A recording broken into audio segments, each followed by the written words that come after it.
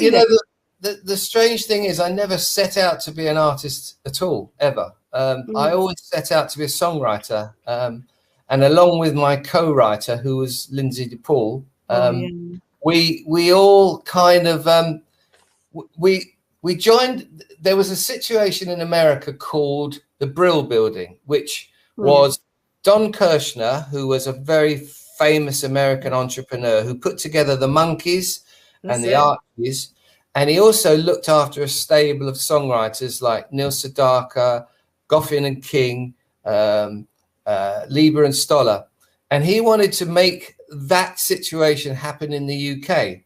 So ATV Music and Don Kirshner started a publishing company, of which Lynsey and I were the first songwriters signed to it in 1971, I think.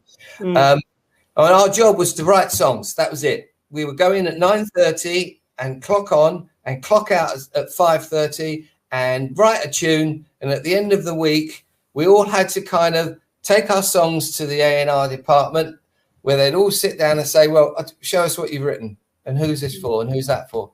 And we wrote these songs and no one recorded them.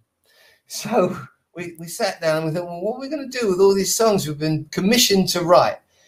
Anyway, what happened was Lynsey then decided she'll take her demo to a manager who said, why don't you put that out yourself? It sounds great. And so Sugar Me was released, a massive million seller around the world. And then a year later, I did exactly the same thing with Dancing on a Saturday Night, because every act turned it down, from the Osmonds to whoever. No one wanted to record it. So I did it myself. And that's where Andreas Tomazis comes in and puts on his wonderful bouzouki, and the rest is history. And I'm a great fan with the Greek. You know,